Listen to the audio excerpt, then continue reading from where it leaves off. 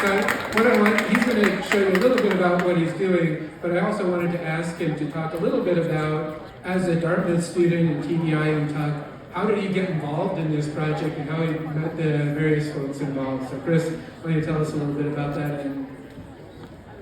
Awesome, thank you. So I would thank you all for coming tonight. I'm Chris, I'm an MPH student, and I would love to tell you just a little bit about Shed a Light. It's a charity I got involved with right after undergrad. I went to Kenya for 4 months, and through working at one nonprofit, I met this amazing teacher named Stanley Quinoa, and he had this dream of uplifting his community.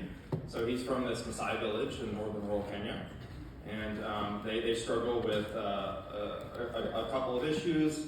Mainly, they don't have electricity, they don't have access to certain education. Things like secondary school in Kenya is not free, and so through families no fault of their own, often miss out on the chance to send their kids to high school. And so he had this idea to uplift his community through education. And we started really small, and once I started to hear about his village, his vision, I moved into the village. I stayed there for a few months, and really got to know the people and realized just the common humanity. Everyone wanted a rich life, everyone wanted access to education, and so we just said, all right, what are the bare necessities? And we started there. And we first built a small library where it would be a safe place to come for kids to go after school, to have access to books, to have electricity, to have Wi-Fi, so that they could do their homework. And then we just started to build from there, getting the whole village together, really not pushing anything on them, but really identifying as a community what are the biggest needs. And so we started to add things. So first, then we brought in a teacher so that we could have some tutoring. Then we started offering free meals because of serious drought in the area. A lot of kids were going into school without having a meal, and that really inhibits your ability to learn. Then we got some computers donated. I brought them over, and we started a computer class, got a computer teacher. And then we realized we needed another teacher, and then this past year we realized we needed a bigger space. So we got the funding, we built a larger community center, and now we really have a really established place where we're offering everything from paying student fees for girls in high school, free tutoring classes for kids and adults. So with kids, really encouraging them to stay in school, but also for adults, like encouraging within the household education, and know that that's a strong foundation for keeping everyone in the family in school.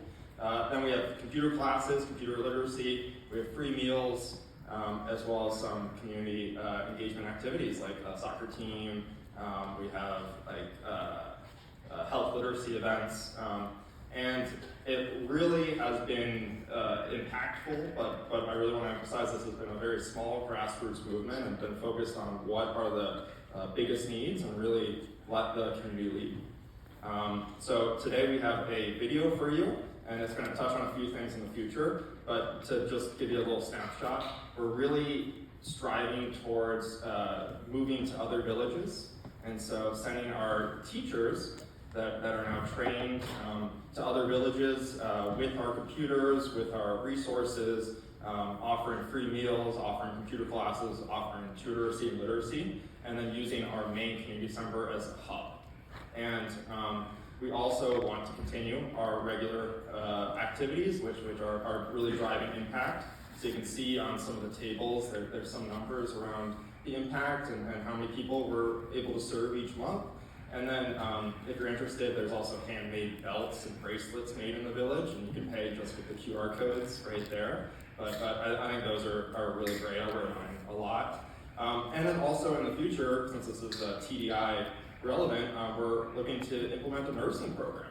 So send a nurse to the village once a month with a set criteria, really identify any preventable illnesses, any things burdening the community, and be able to act more pointedly to really support as early as possible. But I have a video that was made by the community leader Stanley Kinglaw a few weeks ago, and I think it explains it much better than I could, so I'll just hit play. Thank you, everyone.